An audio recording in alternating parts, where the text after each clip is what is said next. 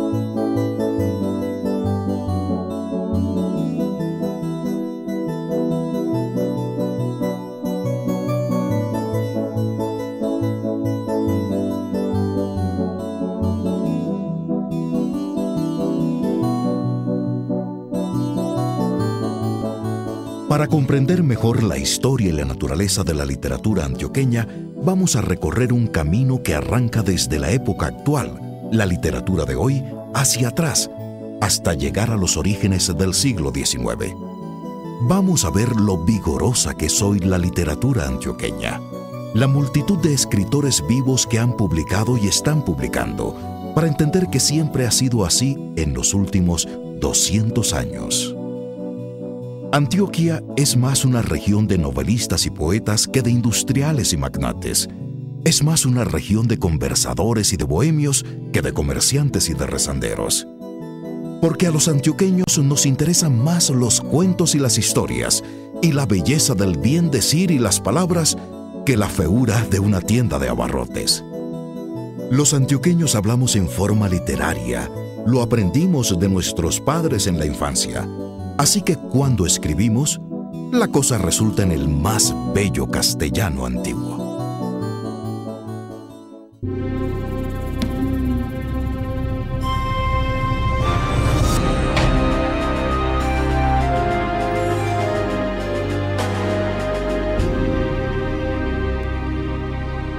Hay una racha de escritores en Antioquia en este momento, jóvenes y de todas las edades.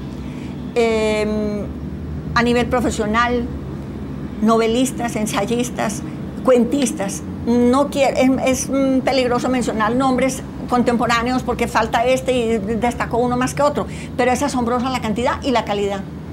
Se pueden mencionar fácilmente 15 que prometen, 15 es mucho, que prometen ser figuras en la literatura nacional y en la literatura internacional, y no siempre son los que tratan los temas escandalosos.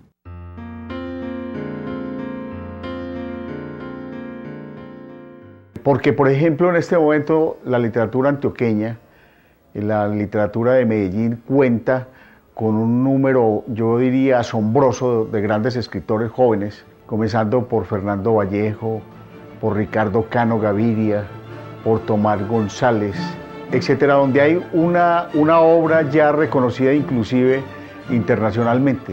La poesía, por ejemplo, en el caso de José Manuel Arango, en el caso de Elkin Restrepo, en el caso de escritores o poetas jóvenes, Piedad Bonet, los hermanos Estrada, Yo creo que goza de una vigencia impresionante y alcanza también una cuota hoy de reconocimiento universal.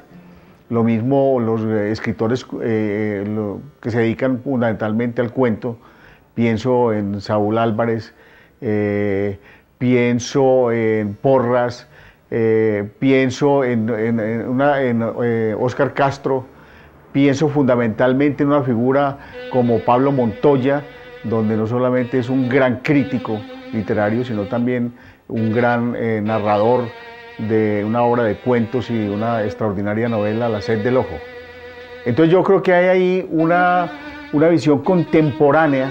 Creo que no hay ninguna ciudad latinoamericana en este momento que tenga tal florecimiento de jóvenes talentos, que tenga tal, digamos, pueda mostrar lo que es una obra concreta, específica, como lo que sucede con la actual narrativa, con la actual literatura antioqueña. Y yo creo que es necesario y fundamental darse cuenta de lo que está sucediendo aquí para no seguir pensando pues que nos quedamos en las falsas églogas de los poetas del siglo XIX sobre los sembrados del maíz o cualquier cosa de esas. Yo creo que somos muy contemporáneos, como tenemos grandes músicos jóvenes, como tenemos grandes cineastas jóvenes. Ahí hay un fenómeno estético que es importante y que da la cara por una producción en el verdadero sentido de la palabra. Para solo mencionar algunos escritores vivos que han publicado y están publicando libros, ponemos aquí una lista incompleta de solamente unos pocos de ellos, y solamente en el área de novela, cuento y poesía, omitiendo deliberadamente autores de teatro, ciencia y ensayistas de temas diversos. Yo diría que Juan Diego Mejía es quizás la conexión que une a los más modernos con la vieja generación antioqueña de Mejía Vallejo. Juan Diego todavía escribe muy a la manera de Mejía Vallejo, arranca con temas campesinos, es bucólico en algunos casos, es lo que yo llamo un prototipo de escritores tristes de Medellín, sin sentido del humor, muy pegados al recuerdo de la familia, de la infancia, melancólicos, todavía con ideas revolucionarias a la manera antigua, de lo cual diré ahora algunas cositas. Sin embargo, Juan Diego pues establece la conexión entre lo clásico antioqueño y la modernidad, o posmodernidad si se quiere, aunque nadie sepa qué significa esa palabra. Entonces Juan Diego arranca con novelas como De este lado de la sangre, El cine era mejor que la vida, que es de mediados de los 90s, Camila Todos los fuegos, que ya es de principios de los años 2000. Ha publicado una buena serie de novelas, quizás 6 o 7 novelas. Ha tenido su reconocimiento nacional. La ciudad se ha transformado y los escritores van narrando esta transformación en cuentos y novelas, de tal forma que vamos tomando conciencia de quiénes somos y de lo que ha pasado en los últimos años. En esta tarea, el cuento ha sido definitivo, al concretar en una pequeña joya toda una serie de vivencias y acontecimientos. Ahora hablemos de los cuentistas, que me parece que también son muy importantes. Creo que hay 3 libros de cuentos muy representativos que intentan aproximarse a esa transformación de Medellín. El libro de cuento de Darío Ruiz Gómez, que se llama En tierra de paganos, donde va a intentar mostrar cómo una cierta clase media, una cierta clase intelectual se ve estremecida por la llegada del narcotráfico. Juan José Hoyos tiene 2 novelas, Tuyo es mi corazón y El cielo que perdimos. Esas 2 novelas son muy representativas. Tuyo es mi corazón es una novela que cuenta un poco la historia de Aranjuez, digamos que es la antesala de ese Medellín, digamos, caótico y espantoso que se va a venir. Los personajes de Tuyo es mi corazón son personajes de barrios, digamos que la cultura popular está muy presente en esa novela. Un libro normalmente es una aventura, como la vida, no sabe uno para dónde. Yo escribo en la cabeza, voy haciendo las frases, las voy repitiendo mientras camino con mi perra, voy viendo cuál es el ritmo que tienen que tener. que la literatura ante todo es ritmo. Yo escribo con una lentitud inmensa. Escribir el libro del tiempo me tardó 50 años de vivirlo. Cuando yo escribo un libro, no leo nunca la primera página para escribir la 10ª. Sigo adelante. Nunca le cambié una coma y nunca me importa el contenido y no lo recuerdo y no quiero recordarlo. Los escribí para olvidar. Fernando Vallejo es quizás el escritor más atractivo de nuestra actual literatura. Eso por diferentes motivos. En primer lugar, porque es un escritor que no vive entre nosotros. Esto le ha permitido un distanciamiento especial para mirar quizás con más claridad qué es lo que sucede al interior de nuestros comportamientos cotidianos, culturales, históricos. El segundo aspecto es que la obra de Fernando Vallejo, que es una obra bastante variada. Vallejo trata la biografía, es célebre su biografía sobre Porfirio Barba Jacob, el mensajero, es célebre sus chapolas negras sobre José Asunción Silva, sus trabajos sobre las teorías darwinistas, sus un poco desafortunado trabajo sobre las teorías de la relatividad, su trabajo lingüístico en Logoy también lo vuelve un escritor muy inquietante. Y por otro lado viene todo su ciclo narrativo que comienza con El río del tiempo y va a culminar en las últimas novelas, entre las cuales se caracteriza o se destaca el premio Rómulo Gallegos, El desbarrancadero. Pero lo que más interesa en Fernando Vallejo, lo que más atrae la atención del lector, tanto aquí como afuera de la ciudad y del país, es su tono de diatriba. A veces esta diatriba es contundente, a veces desenmascara completamente nuestra realidad, a veces pone el dedo en la llaga, sin duda alguna.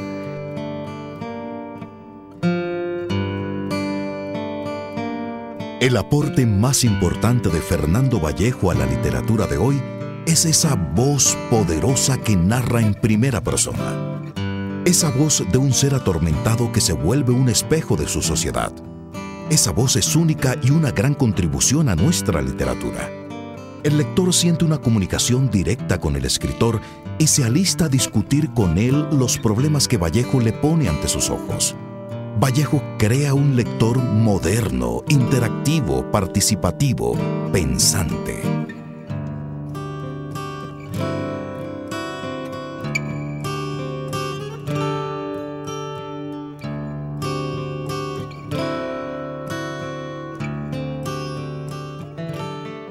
Otro escritor antioqueño que se abre paso en la literatura latinoamericana es Tomás González, quien ha logrado saltar del cuento, donde se cuentan cosas, a la complejidad de la conducta humana, las contradicciones, los dolores, los sufrimientos y las pequeñas alegrías, que es lo que caracteriza a la novela moderna y posmoderna.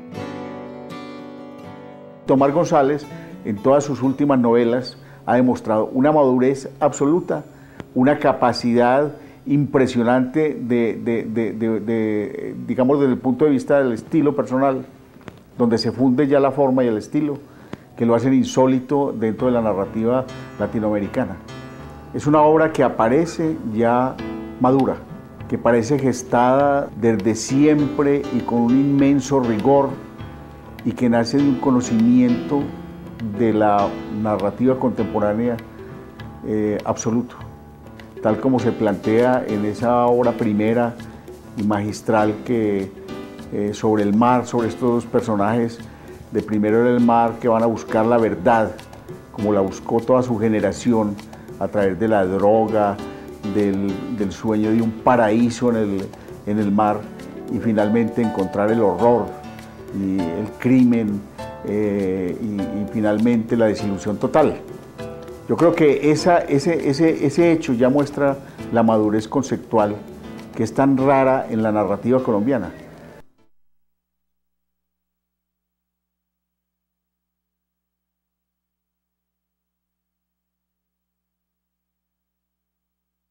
Me parece aquí necesario mencionar a dos escritoras, dos mujeres que a mi parecer son necesarias en el panorama de la actual literatura de la región.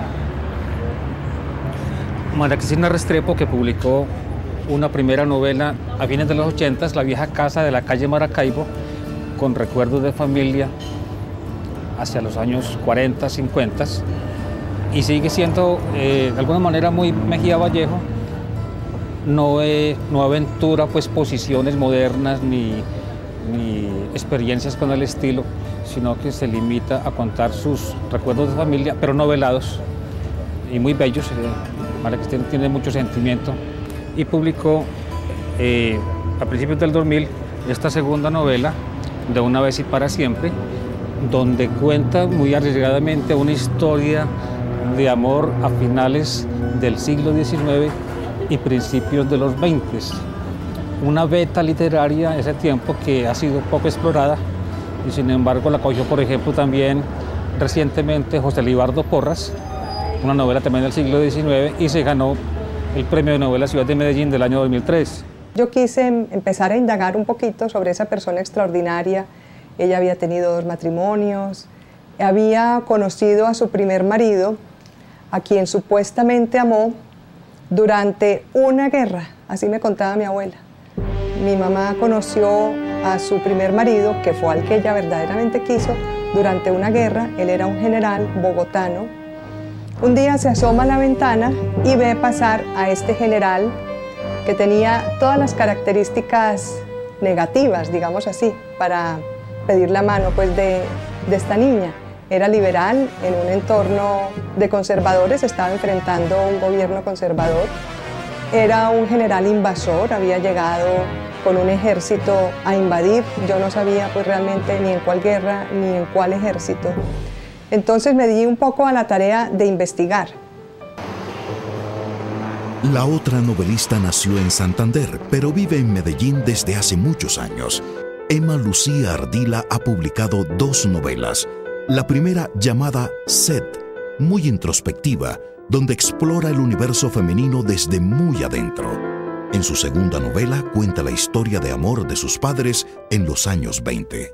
Rocío Vélez de Piedrahíta también hace crítica social, bastante fuerte, y desde el sarcasmo, El hombre, la mujer y la vaca, es un texto muy interesante, terrateniente.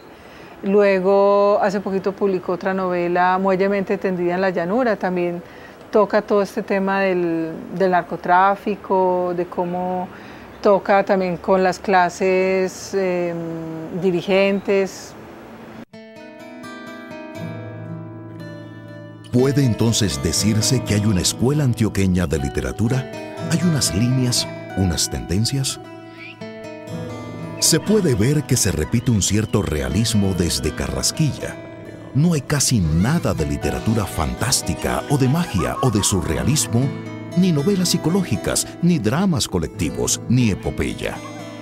Nos limitamos a novelas familiares o a los asuntos de la barra de amigos en la calle del barrio y a las ideas políticas en uso de cada época. También se repiten las novelas del vecindario, de cuentos de juventud, las primeras rebeldías, las primeras experiencias sexuales, las primeras ideas revolucionarias, en medio de recuerdos del campo y las leyendas familiares, nostalgia y melancolía. Todavía estamos en literatura antioqueña muy todavía en lo campesino, en lo bucólico, casi que en el siglo XIX en muchos aspectos, y se reflejaba en esos cuentos todavía una especie de sintomatología de lo que ha sido nuestra Antioquia en 100 años, con su violencia, sus traumas familiares, esa religiosidad fanática que todavía se ve mucho en Antioquia, muchas patologías clínicas, así precisamente descritas, suicidios por doquier, muchos muertos que cuentan las historias como si el autor quisiera estar muerto, historias de amor frustradas, mucha prostitución. De modo que hay toda una sintomatología en esos cuentos. Luego está Rosario Tijeras, una novela de Jorge Franco que también muestra un poco esa figura de la miliciana sicaria, un poquito la mantis religiosa que ama a los hombres y después los devora, los mata y casi que se los come. También aparecen unas novelas que no giran en torno a ese problema pues particular del sicario y del narcotráfico, pero que lo tocan sin duda alguna, o al menos que tratan de demostrar la degradación de la ciudad, la crisis de la ciudad, pero desde un aspecto, digamos, un trabajo mucho más literario, que son las novelas de Héctor Abad Faciolince. En particular me refiero a Angosta, por citar la última de ellas, que es una especie de ficcionalización de la ciudad. Angosta es Medellín. Digo esto porque nuestra literatura es una literatura muy particular, está muy anclada en lo real. Hay poco espacio para lo onírico, hay poco espacio para lo fantástico, se recrea muy poco lo histórico.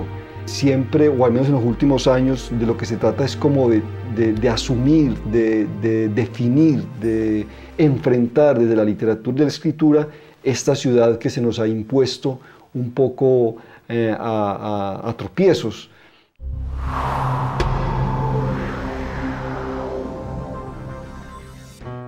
Durante los años 60 y 70, Medellín sufrió una transformación social definitiva para su historia. Cambiaron las costumbres, la posición de la mujer, la economía y, por supuesto, la literatura, porque cambió toda la mentalidad. Este cambio giró y empezó alrededor de la llegada de la píldora anticonceptiva, que cambió radicalmente la actuación de la mujer en la sociedad.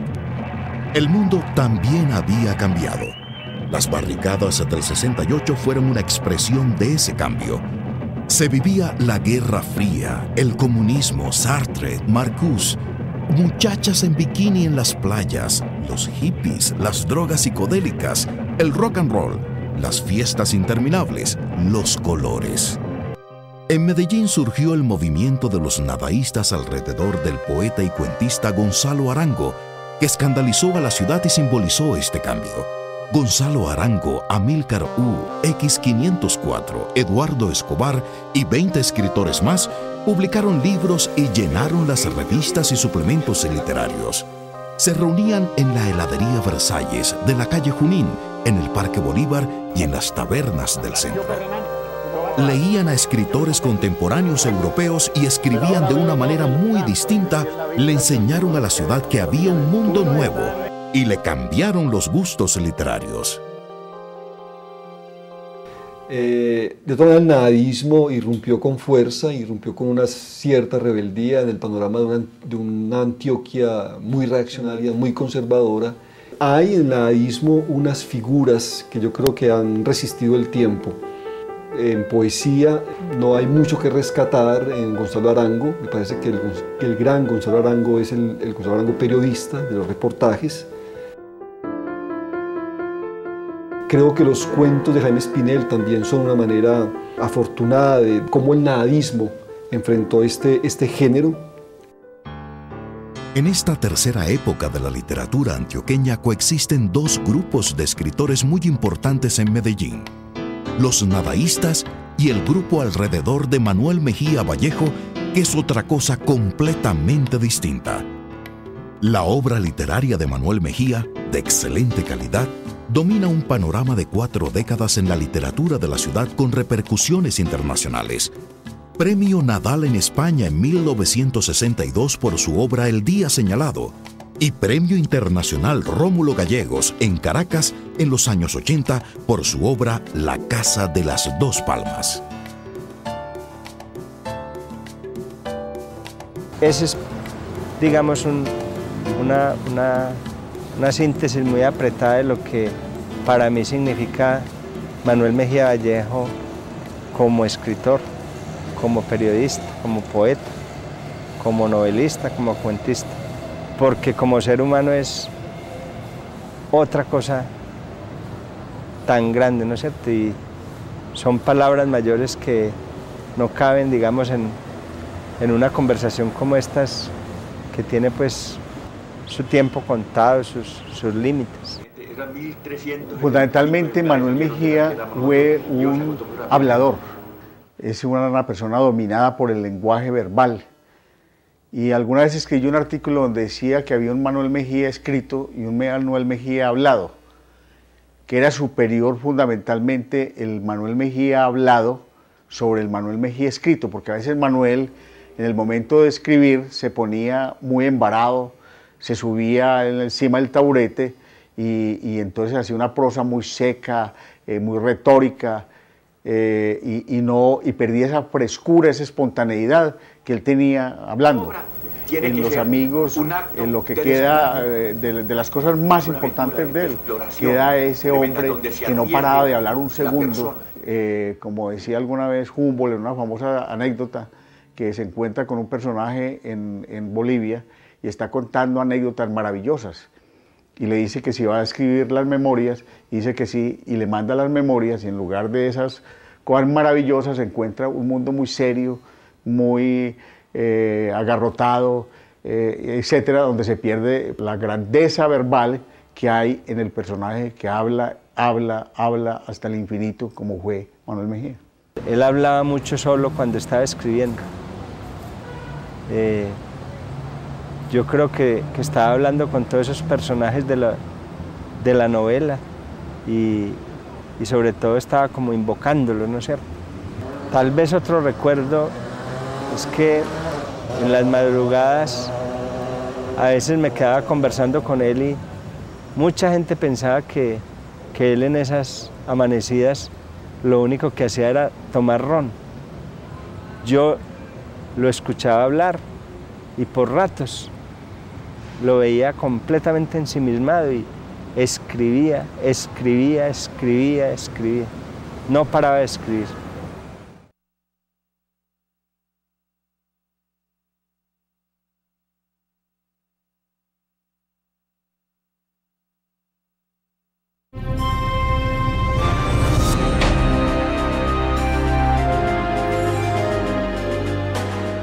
La vasta obra de primera calidad de Tomás Carrasquilla lo sitúa como el más alto exponente de la novela colombiana de todos los tiempos. Sus novelas son una reflexión profunda sobre la vida del ser humano. Sus técnicas para narrar son adelantadas a su época. Maestro en el idioma y en las maneras de decir, sus obras perdurarán por cientos de años.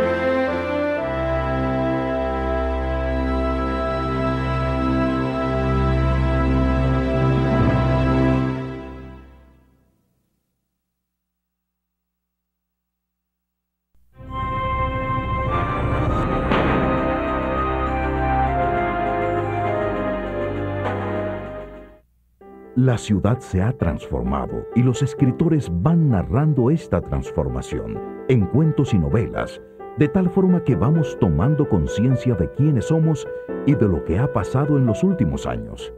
En esta tarea, el cuento ha sido definitivo, al concretar en una pequeña joya toda una serie de vivencias y acontecimientos.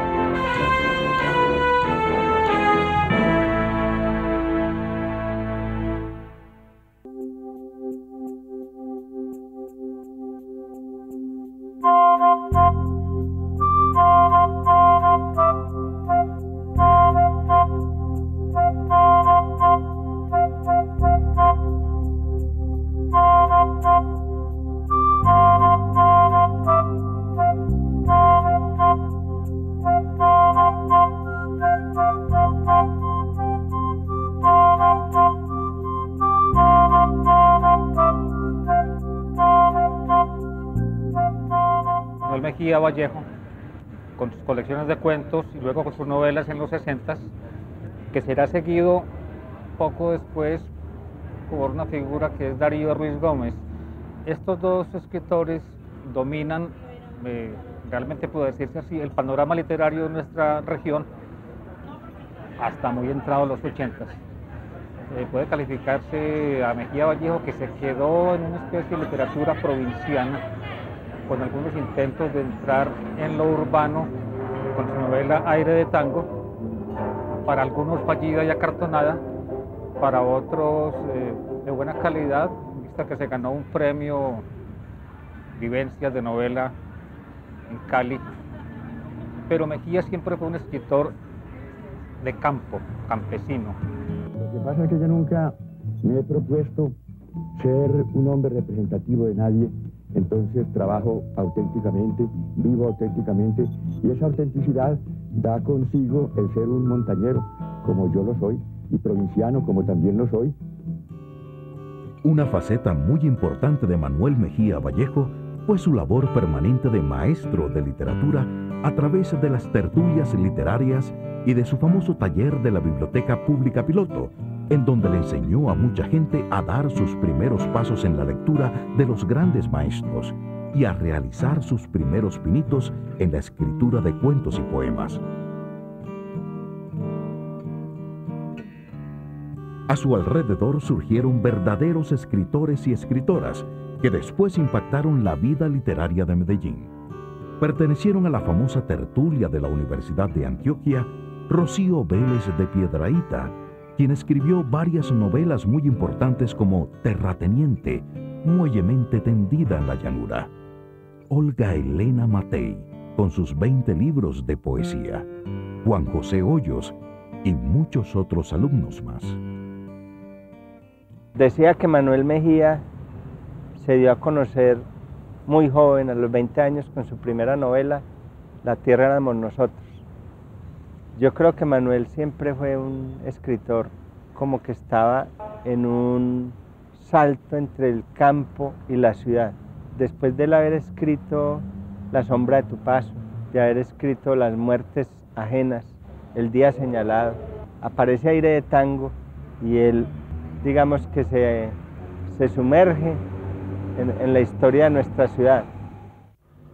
Yo lo conocí en el año 1973, escribiendo un reportaje que titulé Sentir que es un soplo la vida. Ya había ganado el Premio Nacional de Novela con Aire de Tango y en ese momento estaba obsesionado por muchas de las historias de la Casa de las Dos Palmas. Estaba empezando a escribir ese libro. No sabía cómo se iba a llamar. Es una novela de una poesía difícil de alcanzar.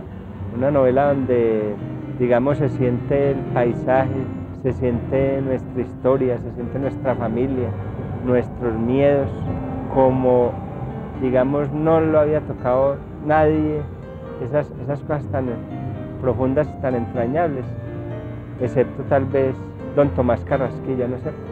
Yo creo que La Casa de las Dos Palmas es una de las 4 o 5 grandes novelas colombianas de todos los tiempos. Por esta época de los años 60 y 70 en Medellín, había una gran polémica sobre si era mejor la literatura urbana que la literatura rural. Era una polémica atrasada 100 años. Se consideraba que la literatura rural era antigua y defectuosa, por lo tanto era despreciable y digna de tirarse a la basura porque se la igualaba a cuadros de costumbres sin importancia. Se consideraba que la literatura urbana era la verdadera literatura porque retrataba lo que veíamos a nuestro alrededor. Esta misma polémica se había dado en Francia 100 años antes, cuando apareció Madame Bovary, y entonces el mundo se dio cuenta de que la esencia de la novela no es el telón de fondo, ni la anécdota que se cuenta, sino la reflexión sobre la vida del ser humano. La entidad que conocemos como barrio, el barrio popular, aparece por primera vez, me parece a mí, en forma y en un tratamiento de técnicas muy modernas, Darío Ruiz Gómez. Darío es una figura, digamos, ya muy de la literatura propiamente urbana, aunque hablar de esta categoría es un poco problemática porque realmente la literatura no se ve en literatura urbana y campesina, como todos sabemos, sino en literatura buena y literatura mala. Pero, sino que sí hay que señalarlo porque él surgió en un barrio de Medellín y sus primeros cuentos están ambientados en ese barrio, entonces hace todo un rescate inicial de lo que eran esos barrios, digamos, en los años 50 y comienzos de los 60. En la literatura antioqueña de los años 50 es importante registrar a Arturo Echeverry Mejía. Arturo se acercó mucho a la imagen de Hemingway. No solo fue un escritor, sino un hombre de acción, un marino, un aventurero, un colonizador, un hombre de vida práctica. Un hombre que sabía de embarcaciones, de buques que las manejaba. Autor de varias novelas, por ejemplo, de Marea de Ratas, que es la mejor novela sobre la violencia de los años 50. La mejor novela porque, digamos, él elude el asunto partidista entre liberales y conservadores y habla de la violencia, digamos, más bien como una situación total, eludiendo el asunto partidista. Pero no solo por eso es la mejor novela de la violencia, sino por el lenguaje.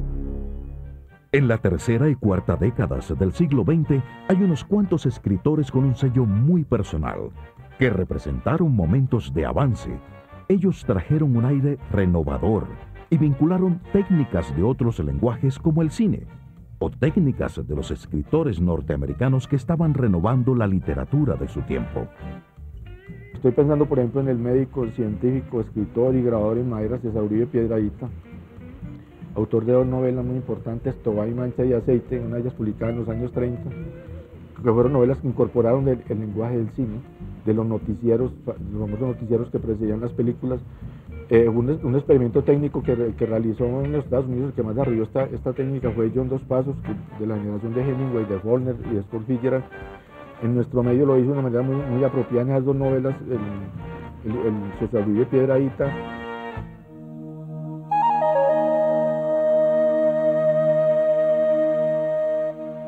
Es la época cumbre de nuestra literatura.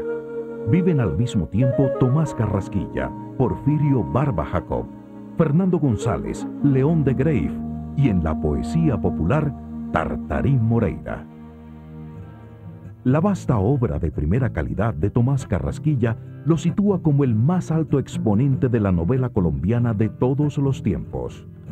Maestro en la definición de personajes y las situaciones, sus novelas son una reflexión profunda sobre la vida del ser humano. Sus técnicas para narrar son adelantadas a su época. Maestro en el idioma y en las maneras de decir, sus obras perdurarán por cientos de años. Fue una época de intensa actividad intelectual, no solamente reflejada en los libros publicados, sino en la multitud de revistas muy importantes y en los periódicos. Había varias tertulias que reunían a distintos grupos, por ejemplo, los famosos panidas, que estaban en contacto con el mundo intelectual de la época. Si se quieren hablar, digamos, de la narrativa antioqueña como de un sistema planetario, habría que aceptar o entender de entrada mejor que el Sol de ese sistema planetario, alrededor del cual giran todos los planetas y satélites, se llama Tomás Carrasquilla. Cuando Tomás Carrasquilla irrumpe en la narrativa nacional, el panorama está dominado por el costumbrismo, por los famosos cuadros de costumbres que fueron muy importantes también, porque aunque de esa literatura se habla a veces con cierto desprecio, un desprecio que no indica sino ignorancia. A Carrasquilla le han hecho mucho daño los periodistas que, buscando el escándalo, repiten y repiten ciertas críticas y ciertas etiquetas que son simple y llanamente mentiras dichas por gente que no lo han leído y no saben nada de literatura. Los cuadros de costumbres eran unas descripciones superficiales y ligeras sobre alguna comida o algún traje o algún baile, escritos solamente para divertir. Un gran novelista es otra cosa. Nos pone en contacto con la vida, con los misterios de la existencia. ¿Cómo es posible que se haya creado la costumbre de tachar con desprecio a Carrasquilla, dizque porque solo escribió cuadros de costumbres? El cuadro de costumbres representó un avance en la literatura colombiana, porque por primera vez se habían dejado, digamos, los temas heroicos, los temas del romanticismo, Esos cuadros lo que resaltaban era, digamos, lo típico, lo exterior de una costumbre. Cuando Carrasquilla nace, el costumbrismo ya tenía varias décadas de estar, digamos, ocupando las páginas de las revistas y los periódicos en el país. Entonces, es obvio que Carrasquilla se alimentó del cuadro de costumbres, pero afortunadamente también de otras literaturas. Leyó a Tolstoy, a Dostoyevsky, a Dickens, a Flaubert, a Balzac. Entonces eso le permitió, más su talento natural, romper con el costumbrismo habiéndose alimentado de él. Es decir, es completamente inexacto caracterizar a Carrasquilla como un escritor costumbrista. Yo no creo que sea un escritor arcaico para nuestro mundo. Igual podría decirse entonces de Barba Jacob o de José Asunción Silva, y no hay tal. Eso lo que necesita es verdaderos divulgadores y estudiosos que la pongan al alcance de los nuevos lectores. Yo no discuto que el lenguaje se ha empobrecido enormemente.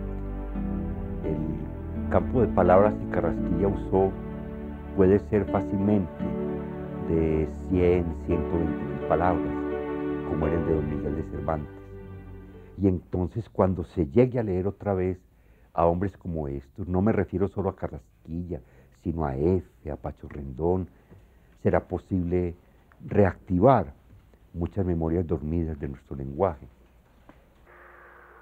Carrasquilla es un escritor que se esmera por ser realista, por transmitir una verosimilitud directa, palpable, y hacer sentir al lector que es parte de la escena.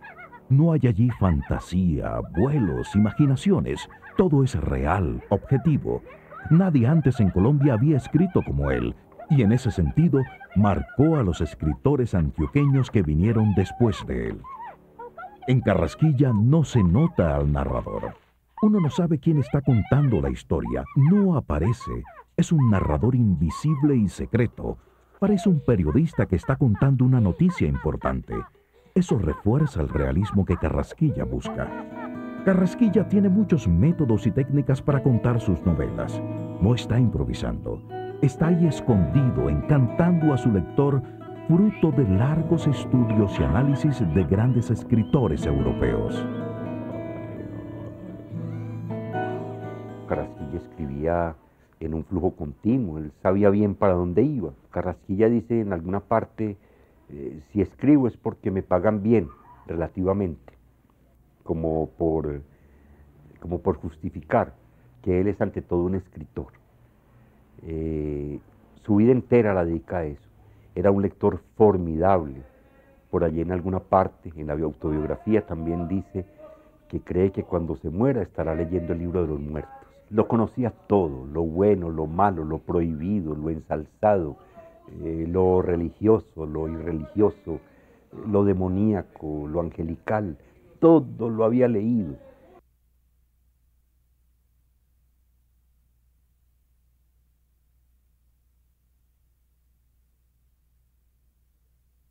Para muchos de nosotros lectores, la obra de Carrasquilla, la obra narrativa de Carrasquilla sigue siendo la obra mayor de la literatura colombiana, es decir, la obra, sumando cantidad y calidad, es la obra más vasta, más coherente, digamos que alcanza a decir más, a abarcar más. Hay que tener en cuenta que él murió de 83 años, pues vivió mucho más que lo que vivió Efe Gómez, por ejemplo, que lo que vivió Pacho Rendón, que fue su coterráneo y coetáneo, porque son de la misma generación. Pacho Rendón nació en 1855, eran del mismo municipio de Santo Domingo, Antioquia. Carrasquilla había nacido 3 años después, en 1858 nació. Y se hicieron hombro a hombro como lectores y como escritores desde muchachos en Santo Domingo, y cuando estudiaron aquí bachillerato, hicieron como el primer año de carrera de Derecho. Pero la calidad de nuestra literatura es tal vez el principal factor que define el carácter antioqueño. Somos cuenteros, conversadores, mitificadores, dicharacheros, refraneros, poetas. ¿Por qué?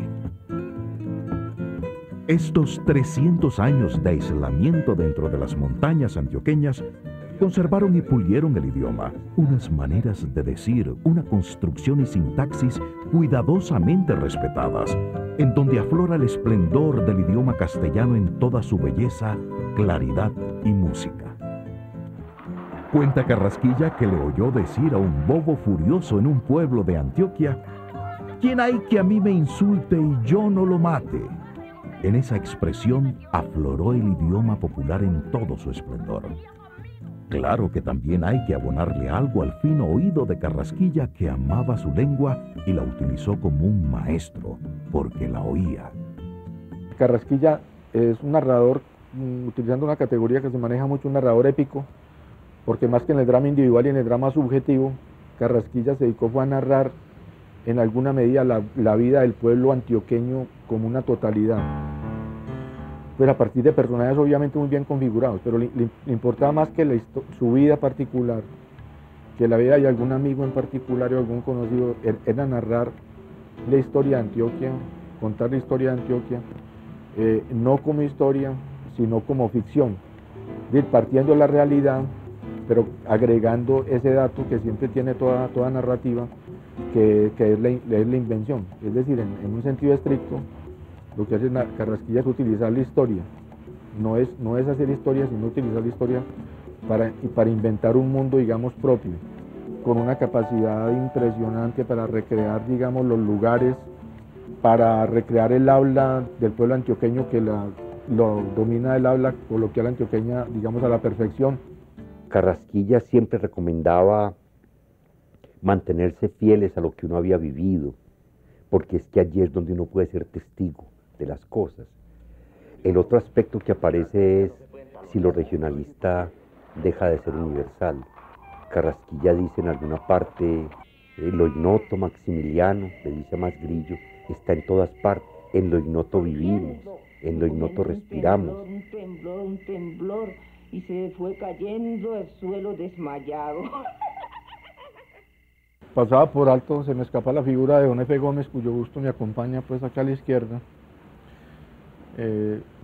Don Efe es posterior a Carrasquilla, no mucho tiempo, entiendo que nació como en 1867, si no estoy mal. O sea, hace prácticamente parte de la misma generación. Don Efe es un autor de obras muy importantes, de una figura ineludible en la narrativa antioqueña, con libros como Mi gente, Almas rudas, Guayabo negro, que recogen fundamentalmente lo que fue su experiencia como ingeniero de minas no graduado, pero sí activo en minas tan importantes en la economía antioqueña, en la historia de Antioquia, como las minas del Zancudo en Titiribí. Don Francisco Gómez Escobar, injustamente, está muy olvidado y no se le reedita ni se le trata en las clases de literatura. Sin embargo, era un cuentista excelente, más que novelista. Su única novela, Mi gente, es en realidad un acopio de los cuentos que escribió, muy desilvanada. Como novela es un fracaso, pero sus cuentos son extraordinariamente buenos. Con unos acentos de prosa muy particulares, una prosa, digamos, más rápida, más nerviosa, más ágil que la de Carrasquilla, dando cuenta de la vida en las minas de Antioquia.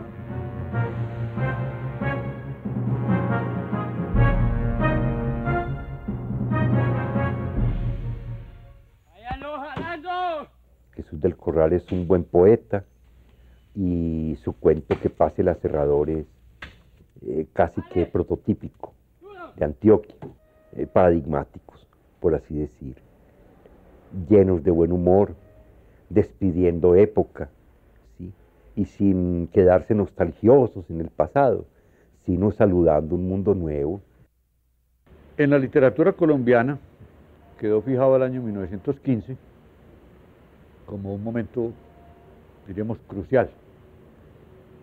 Aparece en Medellín un grupo de muchachos, todos entre 18 y 19 años, que se llamaban Los Panidas. Ese nombre de Los Panidas quería decir que eran los seguidores del dios Pan, del cortejo de Baco Dionisos, el dios de la música, del vino y de la ebriedad. En estos 13 muchachos se fueron juntando en Medellín un poco, diríamos, a la Bartola. En el mundo había cambios radicales en muchas cosas. Era la bella época en Francia y no se pensaba que vendría a los pocos años la Primera Guerra Mundial. Nietzsche había cambiado de una vez y para siempre aquella filosofía que había durado 2000 años. Nietzsche escribió hasta 1890, año en el cual se enfermó, y murió en 1900.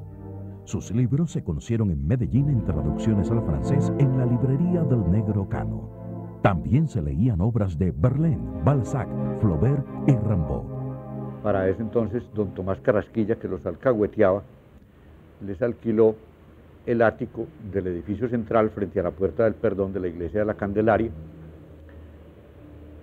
y sacaron la revista Panida, en cuyo primer número venía la balada de los búhos de don León de Greiff, un muchacho, un mozalbete de 18 años, balada y revista que escandalizaron el cotarro de la pequeña ciudad que era Medellín en ese momento, 60.000 habitantes, una revista que en ese momento resultaba escandalosa, a tal punto que la curia de Medellín prohibió la lectura de la revista y sobre todo prohibió el acercamiento de los más jóvenes a ella porque la consideraban negativa, sensual, pervertidora.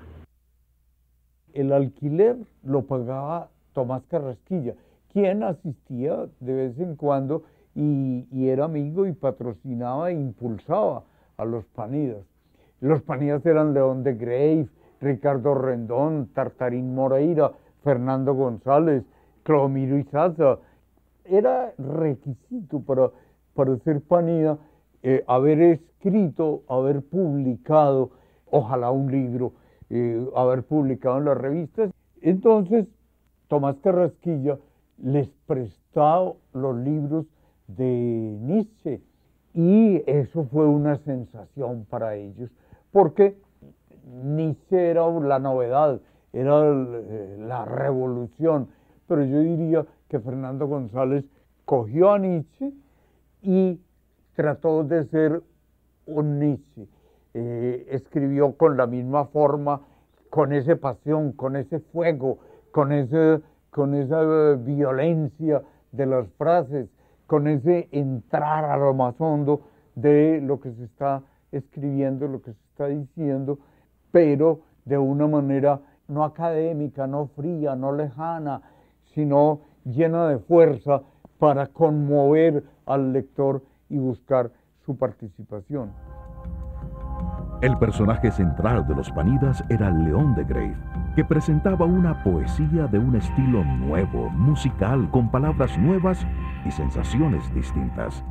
La revista era ilustrada por Ricardo Rendón y publicaba participaciones de casi todos los Panidas.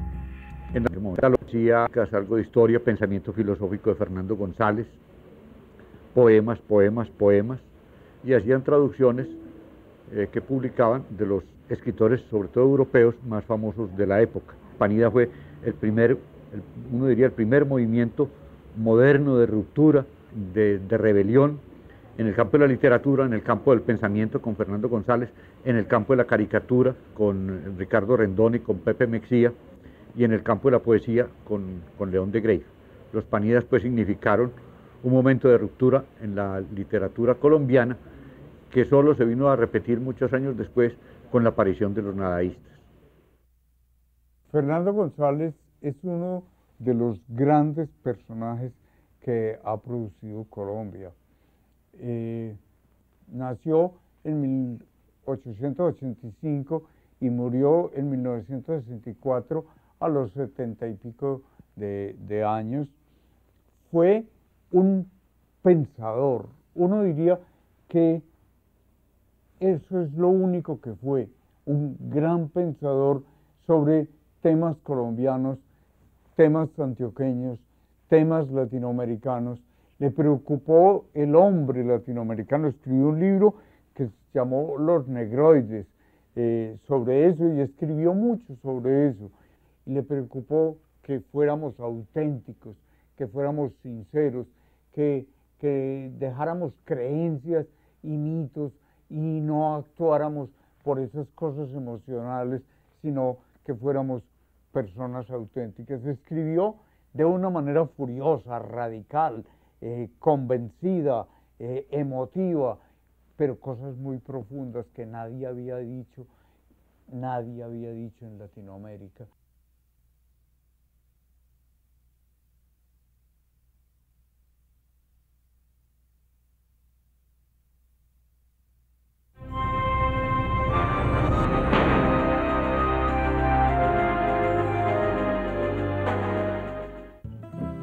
A los 70 años, Fernando González era un hombre más bien pequeño, flaco, vulnerable, delicado, de facciones pulidas.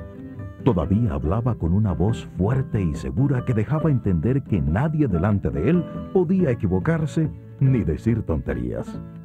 Pero qué bueno publicar un libro duro, límpido, vivido. Qué bueno coger en mis manos otro como Viaje a pie, Don Mirócrates, un librito que fuera como para después de que pase el jaleo.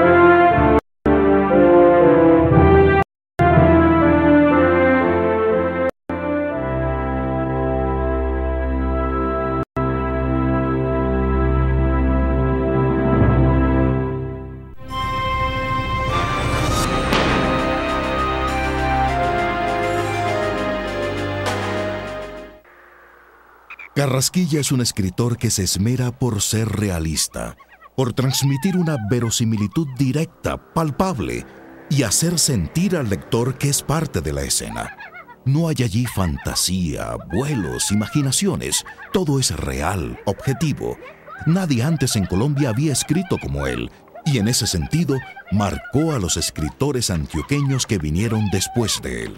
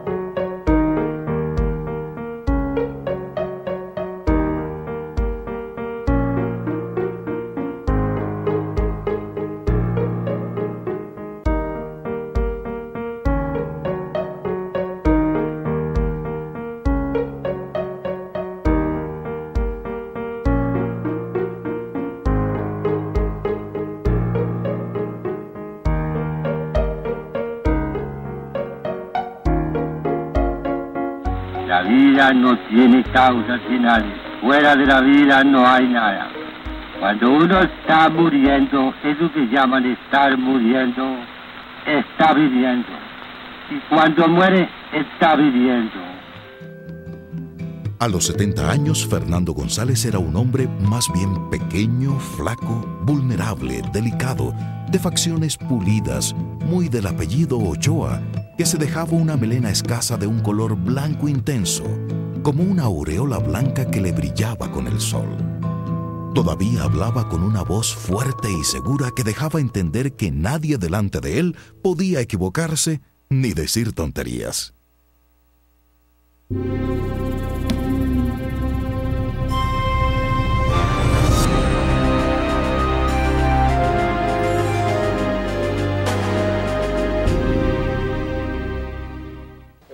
El mismo Fernando González Ochoa es una paradoja en su personalidad. Místico y sensualista, emotivo y reservado, interiorista y concentrado y a la vez espontáneo, insolente en sus afirmaciones y cauteloso en sus meditaciones, profundamente indiscreto, rayano en la desenvoltura que maneja ahora Fernando Vallejo, pero también cauteloso, de manera que su pensamiento y su actividad es paradojal. Principalmente un gran sentido libertario, un gran sentido de personalidad individualista singular. Entonces lo nombraron cónsul en Marsella. Sus obras fueron traducidas al francés y fueron conocidas y tuvieron una divulgación importante. Y entonces Sartre, el filósofo Sartre, Jean-Paul Sartre, lo candidatizó al Premio Nobel de Literatura. Y un grupo de escritores norteamericanos y otros franceses importantes suscribieron la petición a la Academia Sueca de que se le diera el premio a Fernando González. Pero la Academia Sueca exigía que fuera presentado por un organismo de Colombia, un organismo del gobierno de Colombia. Entonces le asignaron eso a la Academia de la Lengua y entonces la Academia de la Lengua dijo que ellos no podían candidatizar o suscribir nada de un ateo blasfemo, irreverente, agresivo, que la Academia de la Lengua era una organización muy seria, y entonces eso fue un obstáculo insalvable que eliminó la posibilidad de que Fernando González hubiera tenido el premio Nobel, con una gran tristeza y una protesta muy fuerte de Sartre, que estaba Sartre en su apogeo, en su apogeo del existencialismo y en su fama, era un líder francés de la intelectualidad francesa.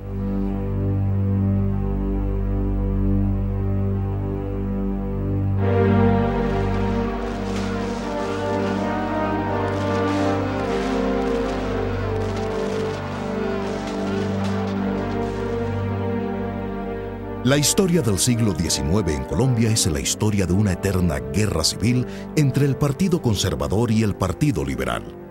Un partido ganaba la guerra, llegaba al poder y cambiaba la Constitución para gobernar de acuerdo con sus deseos e ideas, y para excluir al otro partido de toda influencia en la sociedad.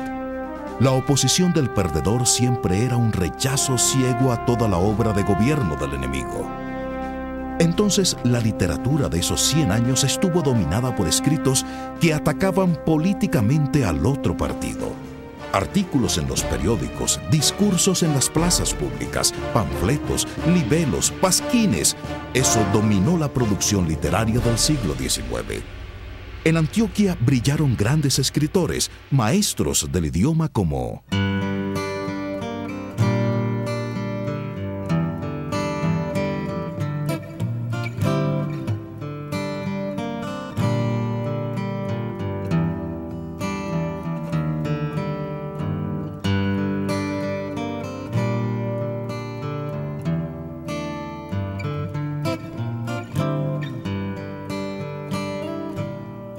El escritor más representativo de esta primera época es Juan de Dios Uribe Restrepo, quien escribió cientos de artículos en periódicos y revistas, recogidos por Antonio José Restrepo en el libro Sobre el Yunque. Son artículos políticos incendiarios, críticos del gobierno, en los cuales Uribe Restrepo explica sus ideas liberales en el más perfecto castellano de la época.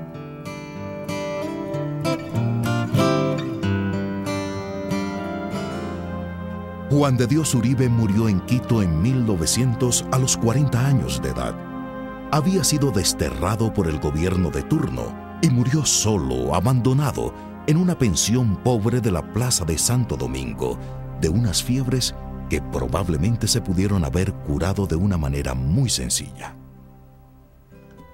Antonio José Restrepo nació en 1855 en Concordia y murió en 1933. Fue senador durante muchos años, escritor de varios libros, Ajipique, que recoge sus artículos políticos, y el otro libro, Sombras Chinescas, que fueron muy apreciados en su época. Fue un destacado intelectual y escritor muy fecundo y al mismo tiempo en su vida un típico antioqueño. Se puede considerar que es un clásico del idioma español. Una obra que es el pueblo, lo que se recogió en el pueblo, muy significativo. La obra de Emiro Castos, los artículos escogidos, que se publicaron por primera vez en 1859. Esto también es un hito, fue probablemente el primer libro de literatura que se publicó aquí y deja un testimonio muy importante del Medellín de la época. Juan de Dios Restrepo, quien usaba el seudónimo de Emiro Castos, nació en 1827 y murió en 1894. Son famosos sus cuadros de costumbres y sus artículos de crítica social. Tal vez es el escritor que mejor ha usado la lengua castellana no solo en el ámbito de Antioquia, sino en el panorama total del idioma español. Es el que domina todo el panorama de la literatura antioqueña antes de Tomás Carrasquilla. Antes de que termine el siglo XIX es Emiro Castos. Es un cronista extraordinario y también escritor de cuentos. Don Fidel Cano, escritor fecundo y castizo, periodista y poeta, fundador del periódico El Espectador, sufrió cárceles por sus escritos y editoriales en contra del gobierno y excomuniones de los obispos por sus ideas. El arzobispo Caicedo muchas veces decía que era pecado o que quedaba excomulgado el que leyera uno u otro periódico. Cuando le silenciaban a don Fidel el periódico, pues él sacaba otro con otro nombre, pero seguía escribiendo lo mismo que venía escribiendo en El Espectador. Así se defendía. Rafael Uribe Uribe se distinguió también como atildado y castizo escritor. Además de los periódicos por él fundados, publicó Por la América del Sur, en 2 tomos, páginas políticas sobre los problemas nacionales, entre otros, donde muestra su versación literaria. Es famoso su célebre escrito en defensa de los antioqueños. Fue también orador elocuente y persuasivo. Un libro que ha cobrado gran importancia en los últimos años es el relato del crimen de la Aguacatala, escrito por Francisco de Paula Muñoz y publicado en 1874. Es el relato de unos hombres que asesinaron a hachazos a toda una familia en las afueras de Medellín. Fue el escritor antioqueño Juan José Hoyos quien en cierta forma la descubrió y nos lo puso en primer plano, dándole su verdadera importancia. Él en el año 1873 se dedicó durante más de un año a investigar un crimen que impresionó mucho a toda la gente de Medellín y de Colombia. Es un libro pionero en el periodismo narrativo en nuestro país. Yo creo que hasta ese momento se habían publicado crónicas, pero digamos un relato tan investigado, tan minucioso sobre un crimen no se había hecho. Francisco de Paula Muñoz era un escritor muy culto que se dedicó a investigar los hechos y a caracterizar los personajes. Y escribió una obra eminentemente periodística, porque no se apartó ni una palabra de la verdad. Esta obra se escribió 100 años antes de la famosa A Sangre Fría de Truman Capote, que revolucionó el mundo de la novela y el periodismo. Muñoz fue un verdadero precursor en la historia de la literatura universal, y su obra ha cobrado hoy en día una importancia capital dentro de la literatura antioqueña.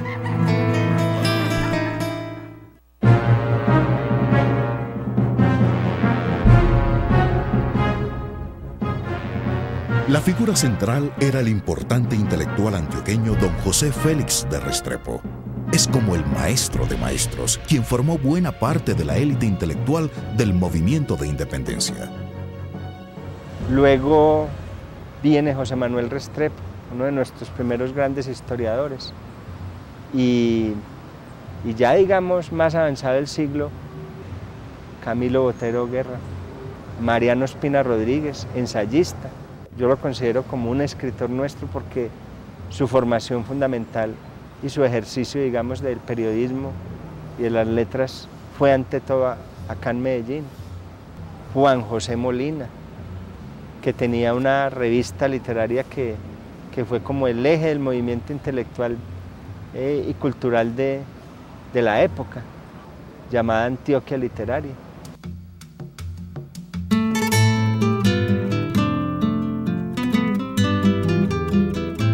Según muchos de los historiadores de nuestras letras, la revista periódico El Oasis, que aparece en 1868, es la más importante producción literaria de la época. Hubo algo antes, pero no he podido conseguir esas revistas para hablar de ellas, pues. Sin embargo, los escritores eran muchos ya. En el Oasis publican artículos de toda índole menos de política, por eso el mismo título. Esta patria estaba desangrada por las guerras civiles y se trataba de un oasis de literatura, de bellas artes. Publica Francisco de Paula Muñoz, Juan José Botero, Lino de Riospina, Federico Velázquez, mucho Epifanio Mejía, Gregorio Gutiérrez González. Las obras del Oasis son abundantes tanto en poesía como en relato. De 1880 en adelante hay una verdadera explosión de escritores de revistas literarias y es difícil hacer una síntesis de lo que hubo. Los siguen como en orden de inspiración, de continuación de la empresa, El Repertorio, una revista mensual ilustrada, y El Montañés, pero esta es, por así decir, la línea liberal de la literatura y las bellas artes. La línea conservadora se había fortificado con la gran revista La Miscelánea. Apareció en 1893, dirigida por Carlos A. Molina. A mi juicio, La Miscelánea es lo más importante que se ha hecho como empresa literaria en Antioquia. Y los suscriptores de publicaciones como El Oasis no son como se pudiera creer, el Parque de Berrío y 2 o 3 cuadras a la redonda. No, tenía lectores en toda Antioquia y además llegaba a Santa Fe de Bogotá, a Cartagena, a los centros de mayor importancia cultural de la época.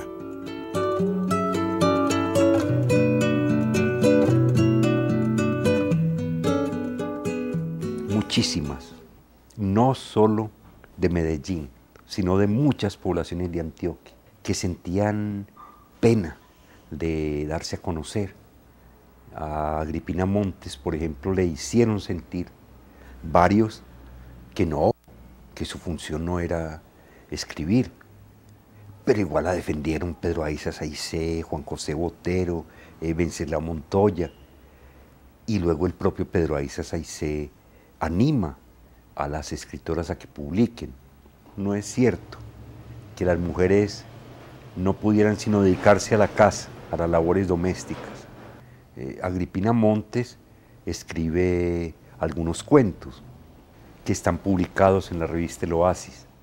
En 1919 se convocó, la Sociedad de Mejoras Públicas convocó un concurso literario exclusivo para mujeres. Y eso fue pues la gran sorpresa, porque no se imaginaban que se iban a encontrar tantas mujeres que escribieran en Medellín. Entonces participaron muchas mujeres y participaron con trabajos de calidad.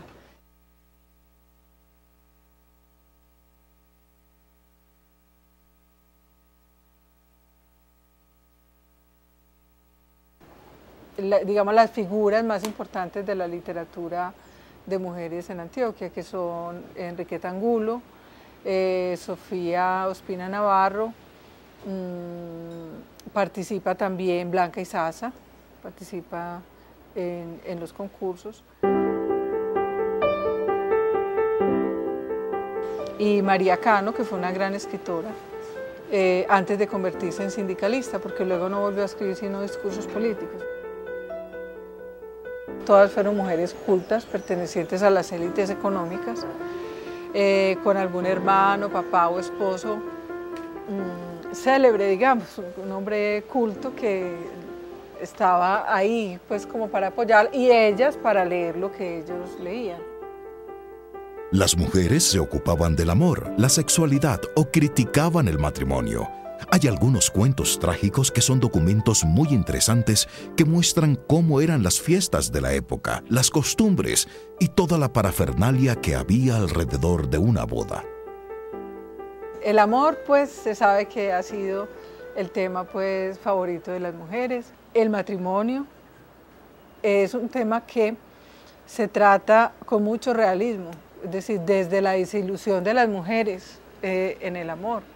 A veces tratado con ironía, como Sofía Ospina Navarro, que lo trata con ironía, se muere la risa, se burla de todo, se burla desde el matrimonio de bodas hasta la labor de la mujer, pues en general con los hijos y la manera como lo asumen, ¿cierto? Que Sofía Ospina Navarro lo que hizo fue desacralizar todo. Y fue muy feminista en su momento, el problema es que luego se asustó. La más atrevida entre estas muchachas escritoras fue María Cano, quien escribió sobre las relaciones sexuales fuera del matrimonio y tiene otra mirada del cuerpo femenino cargada de erotismo.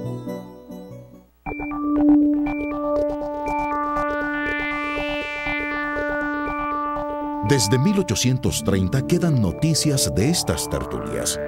Las de don Gabriel Echeverri son las primeras, aunque antes hay las de José Félix de Restrepo, con la entusiasta participación del sabio Francisco José de Caldas. Pero estas están teñidas de política y de preocupaciones por la independencia, mucho más de carácter literario, artístico, son las que vienen después. Había tertulias como la del Pueblo, la del Oasis, la del Condor, la de la Sociedad Filopolita, la tertulia de la Botica de los Isazas, que era muy conservera, la de la Botica de los Peña, que era como la contraparte liberal, el Casino, la tertulia del Liceo Antioqueño. Estoy diciéndolas sin orden cronológico.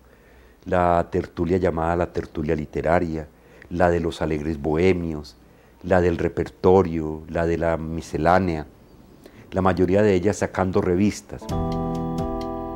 Uno de los acontecimientos más importantes es la fundación del Casino Literario en 1887.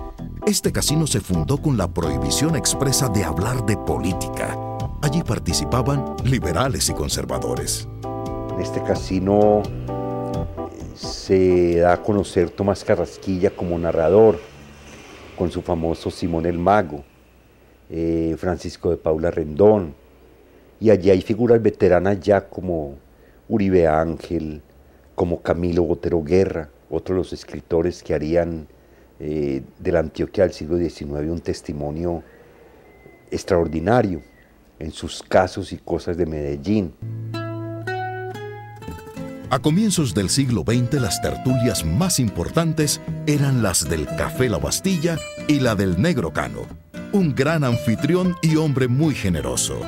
En la librería del Negro Cano se reunían los grandes intelectuales de la época. F. Gómez decía que va la madre para el que me hable de poesía. Ellos iban a beber, pero en realidad era para beber entre amigos literatos y entre amigos intelectuales.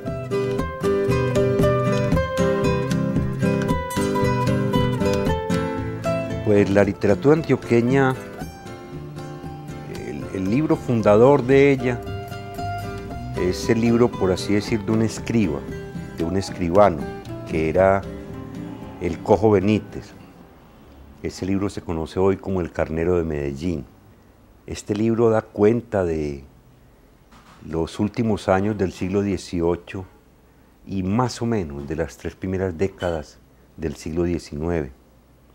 Tiene anécdotas muy divertidas, tiene algunas descripciones de la ciudad interesantes, pero no tiene mayor gracia literaria. La literatura, yo diría que comienza propiamente con escritores como Eladio Gónima, El que quiere estudiar el Medellín de 1840, por allá hasta 1850 y tantos, tiene que leerse las Vejeces de Eladio Gónima. Sin embargo, tenemos noticia de 3 libros del siglo XVII muy anteriores al Carnero de Medellín. Estos libros se consiguen en las bibliotecas históricas de las respectivas comunidades religiosas. En 1715, el padre también jesuita Matías Tapias y Beltrán, natural de Medellín, publicó una obra que se llama Lamento mudo de la vastísima y numerosa gentilidad que habita las dilatadas márgenes del caudaloso río Orinoco, su origen y vertientes. En esto hace un reclamo al rey de cómo son tratadas los indígenas, de realmente las condiciones de pobreza, de abandono en que viven. Como se ve, Antioquia ha tenido grandes escritores en cada una de las épocas de su literatura que han tenido repercusión nacional e internacional. Una constelación de novelistas y cuentistas de gran hondura y esplendor literario.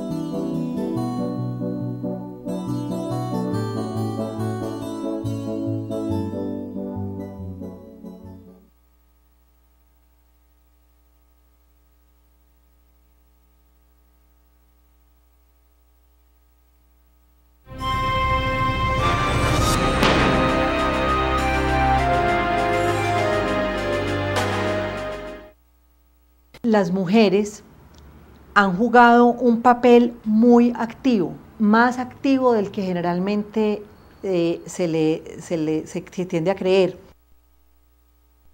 Pero para poder entender de verdad los hechos, dejemos que sean ellas, pues, las que nos narren su propia historia.